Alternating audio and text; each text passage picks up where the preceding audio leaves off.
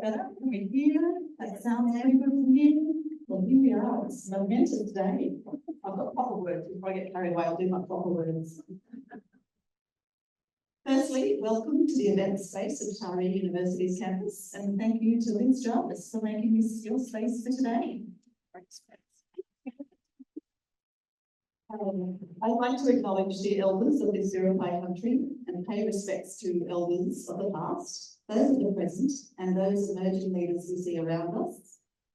I extend that acknowledgement to Aboriginal people here this evening and welcome everyone to this space. Now, we all know why we are here this evening. It's to give support and relay our appreciation and to celebrate with Liz Jarvis this momentous occasion of her book launch. I say momentous because the decision to write a book is a massive step, especially when Liz's background is in accounting, and that's numbers, right? So that's the opposite of words, you know, so it's tricky. But in Liz's case, she has that happy knack of making numbers talk and guide the way to a wealthier, less complicated life. That sounds like magic, right? But in Liz's case, it's a rebellion. I first noticed this magical gift of Liz's when she was our, I say, traditional accountant around 20 years ago. And having Liz do your tax was more than just signing the dotted line and then waiting for your refund. Liz has a gift of talking through your circumstances, finding out those helpful shortcuts and a different way of approaching your business to bring ease to your life. And usually the numbers for me were very stressful. When we were in private business, it was stressful. And all of that is because Liz truly cares. And I think we're all here because we know how much Liz cares, and that's what brought us here today. I was therefore not surprised to hear that Liz was feeling the need to write a book to try and help more people with her caring way of approaching the numbers and getting those numbers to tell the story. Now, writing a book sounds like you just sit down, let the words spill out. Not true. I have seen Liz creating diagrams to tell the story, rehashing those often, seeking feedback from many people to ensure that she hits the mark, and then getting very excited when she has just the right phrase or catchwords to explain her ideas. Liz is not the selfish type that blindly believes what she says is right and everyone must instantly get on board. She seeks out frequent feedback, allowing her words to be moulded to really connect with the reader and guide them on a path of discovery. Or should I say a path to rebel against the current way of accounting to create a brand new movement of financial rebellion. So I've known Liz for around 30 years, and it gives me great pleasure and a warm, fuzzy heart to introduce Liz Jarvis, now an accomplished author of a #1 Amazon best-selling book.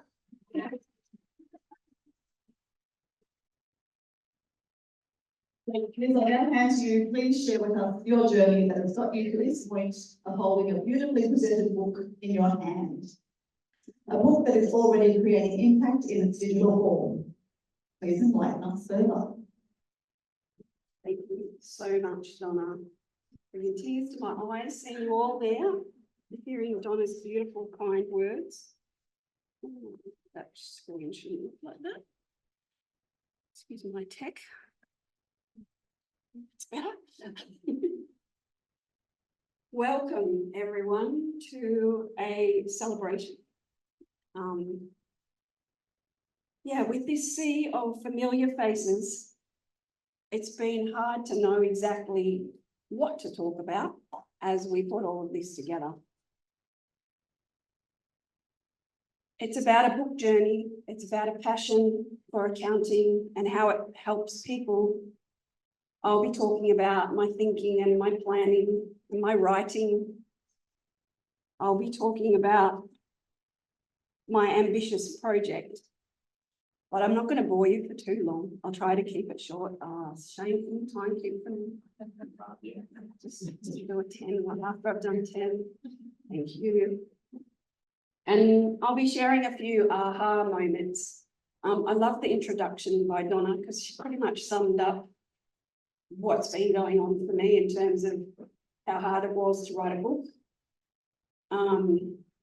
And there's a lot in the book. I know some of you have already read it. There's a lot in there about why I did this book, the stories behind the book, there's stories in the book. And today I'll tell you some extras as well. So Donna's already introduced me. I should have had that up there. So I'm going to do a couple of slides about the timing of my book journey. I won't bore you with all of the lead up to before. I've said that in other talks and you can see that in the book. But in the last 24 hours or so, I've been reflecting on all of what happened and knowing that I can't fit much into about half an hour. So my first recollection was a coach that I had called Yvette Langmaid Buttery. I met her because she had a book about organising. And at that time, I was still trying to organise my life, still unaware that the reason my life couldn't be organised was because I took on way too many things for too many people. But meeting her was another blessing. And she, over the years of talking to her in different ways, she assisted me to understand myself better and a few other things. And in that journey, as I started posting on Facebook about what was then CSI Business Solutions and about accounting, she said, you can write pretty well. And I thought, oh, really? Could I write? So I kept practicing. And I realized yesterday that was a pivotal moment, being told that in fact I can write. It wasn't great at the time, but by the time I finished the book, it's not bad at all. The reviews are very kind. In 2016, 2015, I discovered the Entourage, which I saw as an MBA in small business. I wanted to know more about small business. And again, there's quite a bit about it in the book. But one of the things my coaches in Entourage at that time encouraged me to do was to do a possible campaign, so a crowdfunding campaign. I think Jenny was around then. And Helen, where's our Helen, who's been greeting our guests? She must be greeting somebody. She is. Beautiful Helen was one of my students in the Possible campaign. She later on came to, after the Possible campaign, she later on came to work with me, and she still does a little work as a virtual assistant in the background, doing sales for me. Helen was a bit scared of the numbers as well. It wasn't about her numbers, it was about the numbers of one of the businesses she was supporting. And that and many other light bulb moments I had with my pilot group of students really spurred me on to keep trying to have something that people wanted to pay for. So my Possible campaign was really successful. The course was great and everyone got a lot out of it, but selling accounting education, it's got to be the hardest job in the world. But I didn't give up, and that's how we got to where we are now. I had to learn how to market. I had to do lots of iterations and tweaks in my offering. And eventually I got success selling bespoke mentoring. But I still didn't want to stop there. I wanted to help more people. I knew I needed to create a course, but I hadn't been able to get my thoughts in order. So I thought, oh, a book might solve that. I could get it into a book and then I could make that into a course. It still doesn't help, actually. I still haven't done the course. It's supposed to be online. But what I've realised is that people don't learn accounting from a course. They learn it from being in it. There's a few people nodding here. Accounting is taught to accountants who have to read everybody's stuff and interpret it, and that's fine. But for a business owner, they only need to interpret their own stuff. So they learn on the job. They learn in the moment. They actually let go of what's holding them back from understanding. So coming back to my book journey, I know there were more pieces than this, but what I could find in my piles and piles of notes and papers that Sean's sick of and Sharon's sick of, was in 2020, I did a book planning challenge with Emma Franklin Bell. In 2021, I engaged Kelly Irving as a coach. Now, she does book coaching for thought leaders. I was really impressed with the thought leaders until I realized, actually, I still want to do it my own way. I don't want to follow somebody else's method. I read this book, opened this up this morning. There's an air ticket here. Melbourne to Newcastle, 31st of May, 2018. What were we doing going to Melbourne? Gymnastics, Ivan's gymnastics. So these things have been going on in the back of my head for a very long time. Kelly's methods on how to write a book were great. But I'm an accountant, so I started building spreadsheets. Lots of them. This is how I'm going to write my book.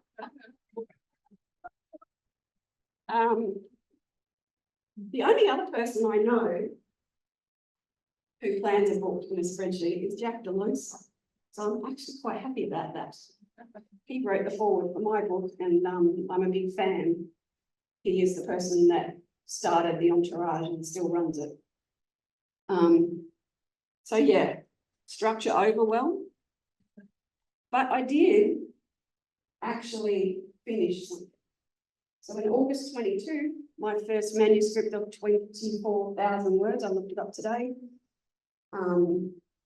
was submitted to Kelly, and I got good feedback, but I wasn't very impressed. It had, what did we have? We had actually better than I remembered when I looked it up this morning. The contents was about business owners being allergic to numbers. Funnily enough, part 2 was about listening to your numbers and claiming back your power. I thought that was a new idea that I got last year, but apparently I had it back then. But this particular manuscript ended up being in one of those bags under the bed that I didn't go back to. And not long after that, we had a memorial. Oops, it's me not finishing my thoughts, those question marks.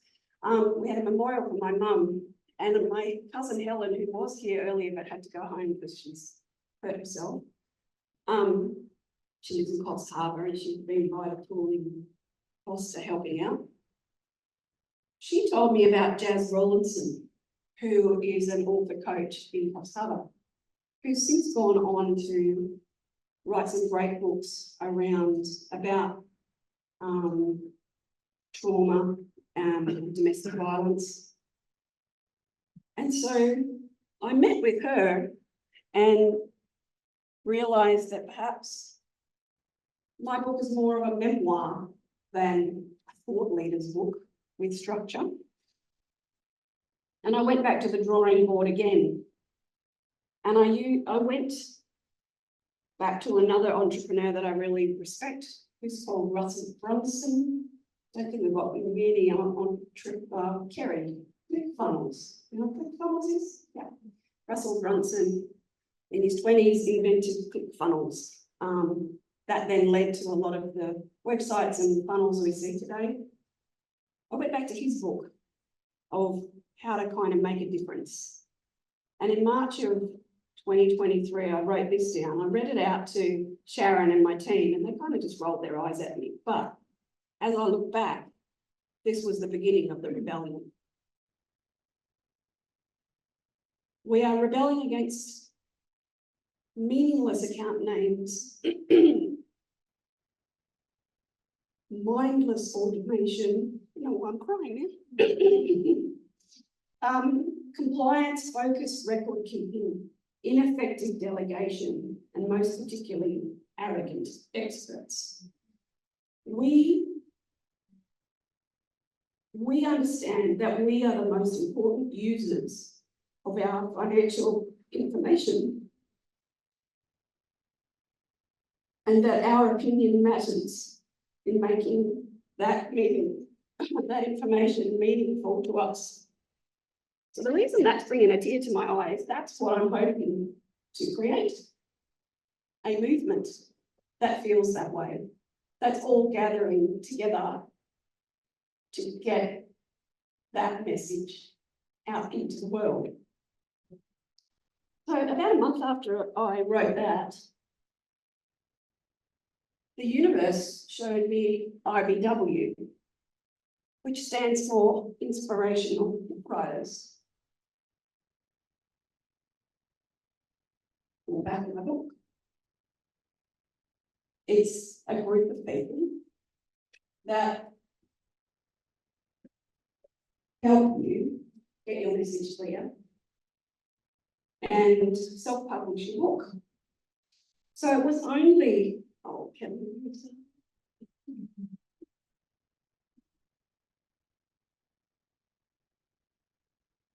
It was only about a month after that I wrote that I found this inspirational book writers group. And if it's easy on my phone, I started coaching with Dave Thompson. Had a couple of sessions, and then I found myself coming back to these notes that I just read out to you. And I said in a text message, so he does coaching on Boxer, I was revisiting some stuff. So this was 23rd of April. Ended up weirdly being exactly 1 year before I uploaded my final book to Amazon.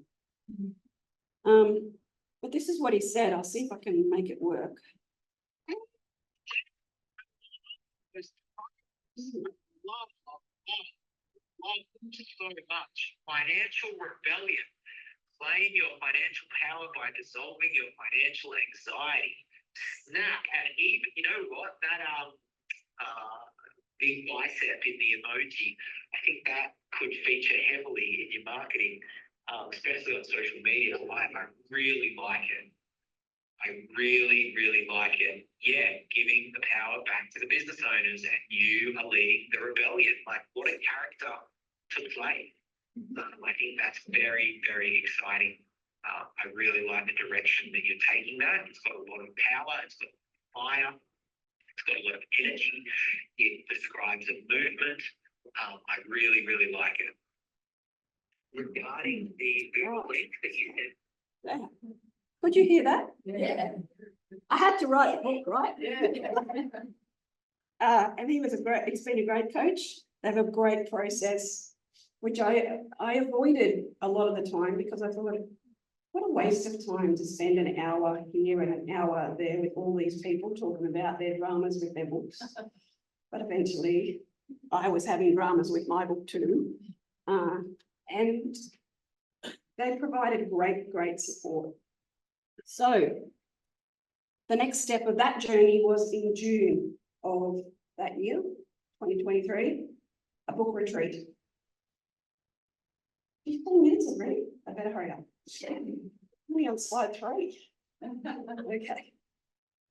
So in that week, I wrote another 20,000 words, fresh manuscript, without hardly reaching for all the stuff I'd written before, even though I was surrounded by it.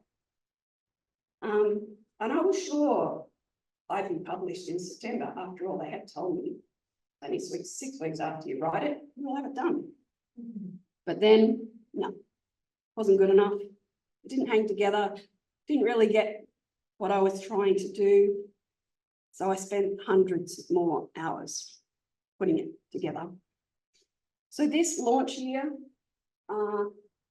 January 26th, public holiday, because I didn't get to work on it when I was working on other things, but public holiday, I submitted my final manuscript.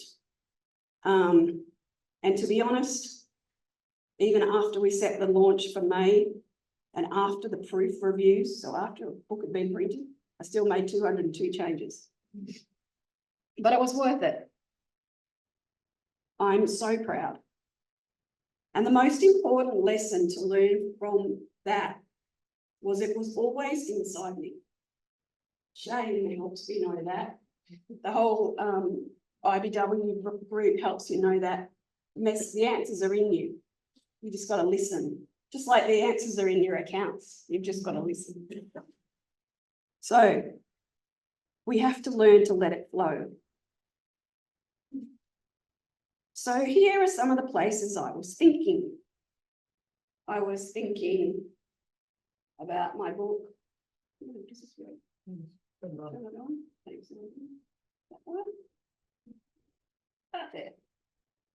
I was thinking about my book at the Entourage a couple of years ago when I won the Community Support Award or something. This is Jack Delosa I was talking about before. He wrote the foreword to my book. I had a complete meltdown about that, but that's a story for another day. So, you know, even while I'm out partying, celebrating myself, I'm thinking about all the entrepreneurs in the room and their stories.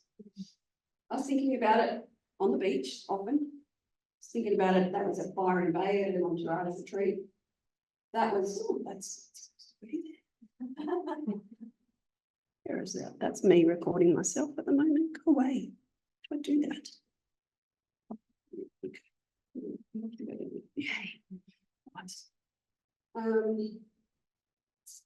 We had another assembly at Dreamworld.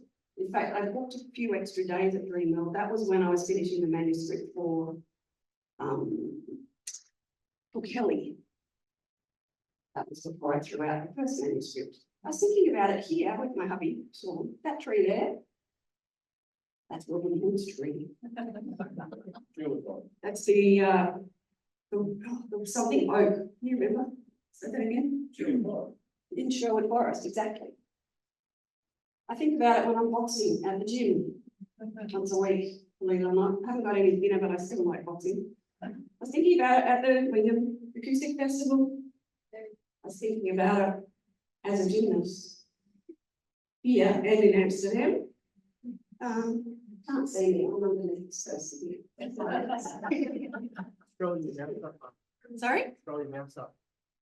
This one? I don't think so. Oh, you reckon? Oh, yeah, that wasn't fun. Is it working now? Yeah. Oh, yeah, I'm under there. See, I'm still trying to hide myself. So yeah, I did lots of thinking about my book. Sean and Sharon could tell you, we went out to William Services Club for the Beach Boys reviews. Yeah. They both rolled their eyes at each other as I reached for my handbag in the middle of one of the songs, pulled it out and started writing. In the dark. In the dark. I write when I'm driving in the car too, don't tell me. All right. So thinking and writing, planning and brain dumps. This one I'm particularly proud of. My birthday a couple of years ago, I realised that your finance pulls together all the pillars of your business into one space. And you can see that mess there. I needed a special graphic designer to turn that into something basic. And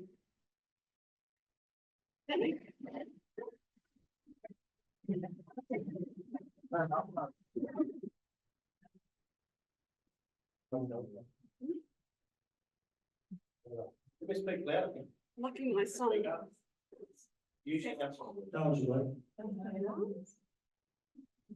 Okay, where was I? This one. This became is a centerpiece of the book. You can't tell very well in the book, but in the book there is a link to a video of this. How do I make that go away, Ivan? Can you help me do that? Make that go away? This is the spreadsheet here that I was showing you earlier. This is me often at Blackhead where I go to ground among other things. This was the book plan version in the book writing week. And this needs more discussion, but there isn't time. This is AI generated art that one of my team members, Dennis, what's in 20 minutes? Oh, thank you. Okay, 10 minutes. We do this great AI art, which is how this came about. I didn't even recognise it when it turned up on my book cover draft. I'm like, I'm not sure I like that. It was one of ours. It had been flipped and the background taken out. But if anyone's interested, I can show you later some of the images we've come up with and go into the course and the program in the rebellion community. So places I was writing. That's This one. tidy. Yeah. I'll just say That is tidy. that is tidy. This is the house that I did the week's retreat in. See all my stuff? That's how I work. Everybody thinks it's crazy. I have to surround myself by all that with all that stuff because I don't know what I'm going to reach. And unfortunately, my real work looks like that too. Especially if marketing is getting in the way, I don't play with my files, I don't finalize some things, and I don't get the bills done. But it's been working. So this was the farmhouse I was in. This is my friend Kate's house. I sometimes have to look after her dog. Merv, it's gorgeous. And I like having one in the house. So I can spread out at her place. I did lots of handwriting that other people typed for me. I did lots of voice notes, lots of notes in my notes. Now I do most of my notes straight into documents. I threw this picture of the Atlas here because even as we were traveling in England and Amsterdam and stuff, I was still writing. Here's some of my crap at home, just some. I think I'm going to burn it all, but then I get attached to it again. And I happened to get in the car last Saturday when I was meant to be writing a speech. And there was a group of book writers talking, including Christos. Oh, thank you. Yeah, that guy. And they were all talking about their experiences of writing and what a messy process it is and how it takes longer to do your book than you think. So I was feeling I was in good company. Now I just realised I haven't even looked at my little notes. I think one thing I want to talk about before I get into those is just how it all comes together. The rebellion, I wanted to talk about Robin Hood because he stole the money and things back from the wealthy who had stolen it from the poor and returned it to its rightful owners. And financial rebellion is about rebelling against the status quo. So at the moment, all of the other powers have control over your financial information. Many business owners don't think they can understand it. They don't know it's for them. So this is about claiming that power back and giving it back to the business owner. But I had to make the story hang together. And that was part of why it was so difficult to bring it together. So after a while, I realised that our arrows would be the things that I focused on most, which were courage. So we needed courage to even look at our numbers. We needed the curiosity to then allow the curiosity to dissolve the anxiety we have when we start looking at numbers because everyone else told us we couldn't. Then we need some collaboration with others in order to understand them some more. And we also need what I now call contemplation, spending time with the numbers, with the businesses, so with the business numbers, so we can talk to you. So they're our arrows. And then we have our bows.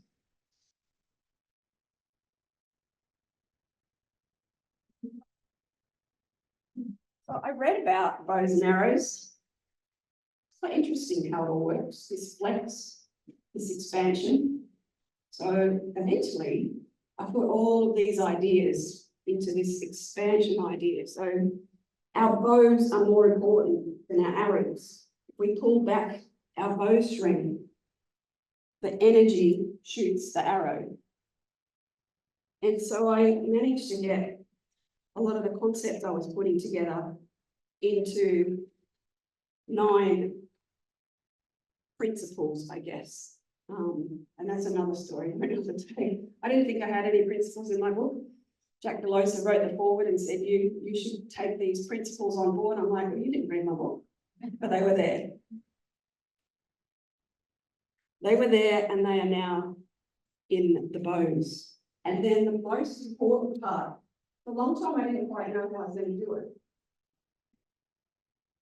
But we needed a horse. I went looking for a hobby horse yesterday. Had a sense that Vinnie's would have one, but this is what they had. It's good enough. This horse represents our accounting system. It carries everything for you. It helps you. It looks after you if you look after it. There's many other bits in the book about that.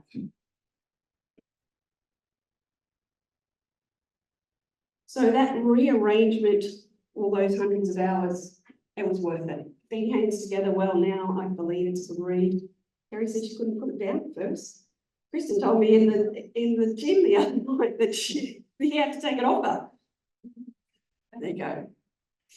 That's nice to hear. All right. I've got a note that I missed about the thinking. I was thinking everywhere because after all, it's the intersection of humanity and business that is what my book is really about. So last couple of things, I really could talk for another 4 hours, but I won't. One of the quotes that's in my book is from Albert Einstein about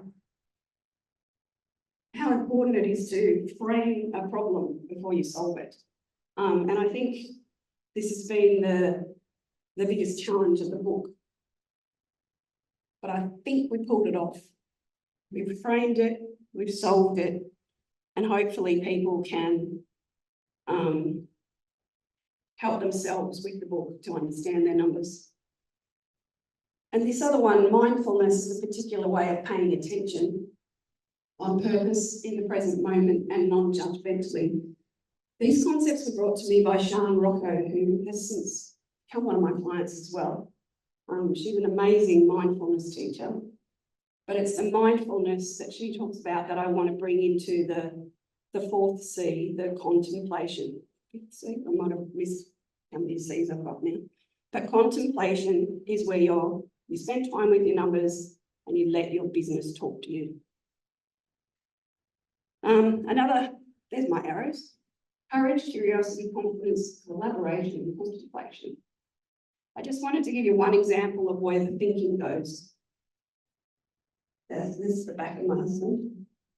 That's Sherwood Forest. And we're walking along and I see those banners. I'm like, oh, that's how I can put those ideas together. I need those banners. Something like that, I'll take a photo. And then I'm like, what colours should they be? And this stuff, yeah, the universe definitely has a say here that I don't understand. So see this scarf? This scarf, it's actually similar in colour to all of this. The colours of Australian money. I didn't even notice when I bought it. I think Sharon told me. So we're using the colours of Australian money as the colours of our business and our website. And the other thing, Shane didn't know this either, in what most current notes, they have Australian birds on them. And the $100 note is the owl, the wisdom. And that's the contemplation piece. So last of all, in wrapping up, I just also wanted to share with you that Facebook is showing me, proving my worst fears. And I've only seen these things, for whatever reason, in the last couple of weeks. from the book, from talking about the book in groups, I've been invited to other groups, and I'm seeing some of the chat go on. So what I'm showing you here is, these are some of the Facebook groups with accountants and bookkeepers. 7,000 members. Small business accountants, not advisors, brain trust. Nobody has any confidence. They're all terrified. They're all asking me, tell them what to do. Bookkeepers. Australian bookkeepers and BAS agents. I think that's 15,000 members. So it's not just the business owners that are missing out. Our whole industry, by pushing the business owners away from the information and using the technology in different ways, the information has become meaningless to the business owner. And because the business owner is not checking it, the accountants are left with garbage. So we pay accountants and bookkeepers to sort shit. It shouldn't be like that. If we empower the business owners again to have the confidence to look at their numbers, because whenever they look at them with me, they go, oh, that's not right. No, that can't be like that. Something's not that right there. The most recent one I had was a big company, 120 employees in the MEIS space. Gave it all to the accountant because after all, we give away that stuff that you don't understand. We're a few years down the track. The accountant probably was over their head, out of their depth. And the first thing they reached out to me about was a bill, a fine of $120,000 for unlodged superannuation. That wasn't even the super that wasn't paid on time. That was the fine. Then I looked further in their books, because I said, oh, you must have put a lot of money into this business. Yeah, my whole inheritance. Okay, good. So, but this balance sheet shows me that it's all been paid back to you. No, like this. Okay, well, this is owner's drawings and this is owner's capital. Let's have a look in here. You know, 400,000 in, 400,000 out. And then when we went and looked deeper, not only was there a whole lot of shit there that, sorry, language, a whole lot of stuff there that was being treated as personal, but wasn't personal, there was also fraud. People taking money out of the bank account, not getting picked up, taking it all, taking it all, taking it all. This stuff's everywhere. I'm the only one calling it out. And then I see it in this kind of stuff. This was yesterday.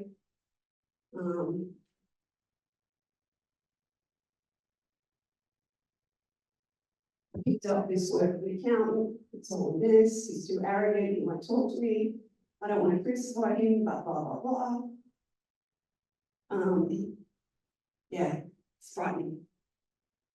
So, like I said, I could talk about this forever. I thought I deleted those. But that's me. I think that's enough for one day. Before I thank everyone, do you have any questions? Thank you, everyone.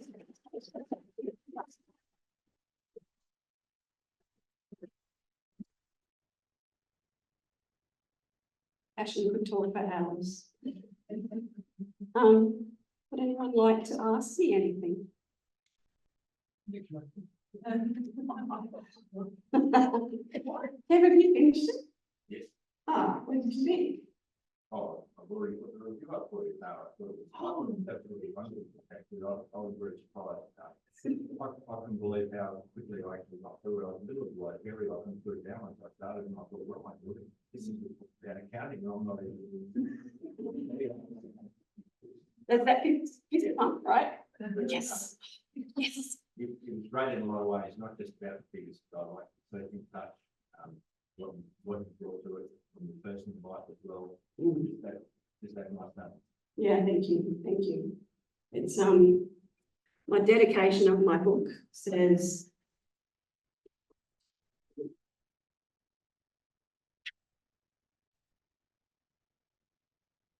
To my husband Sean and our 3 sons, Liam, Adam and Ivan. Together you taught me so much more than academia ever could.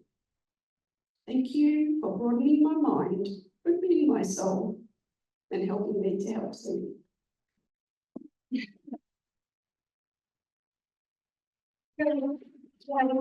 Self-supporting. Ivan's dyslexia, lots of different things. The fact that we're all humans and humanity is the most important thing of all of this. So many of our professions they've become dehumanized. I know it's not just me and it's not just my profession, but hopefully it will help other professions start to get more human again. Thanks, Kev. Any questions? Oh, Norma. Nana Norma, my stepmother of about 18 months, sitting next to me. I'm not the evil stepmother. No, you're not equal. Yes. I'm a psychoanalytic psychotherapist. When you put that book into my hands, I said, what the do you do with accountancy? It is so removed. And as I read it, what that gentleman said across there is absolutely true. How did you combine a knowledge of psychotherapy and dynamics of unconscious in a book about flying numbers?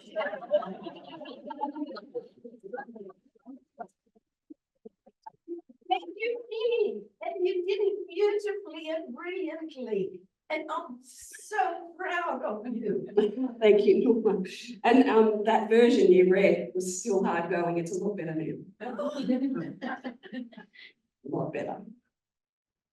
Does everyone have enough of me? I'll be milling about afterwards. When are you starting your next book? No, Started to say. no. She's like, no way. On service leave. After I make, I'll tell you what, after I make $1 million from the community, I'll write the next one. I want to thank my team. Sharon, would you come up here? Yes. And Helen. And thank you for being here.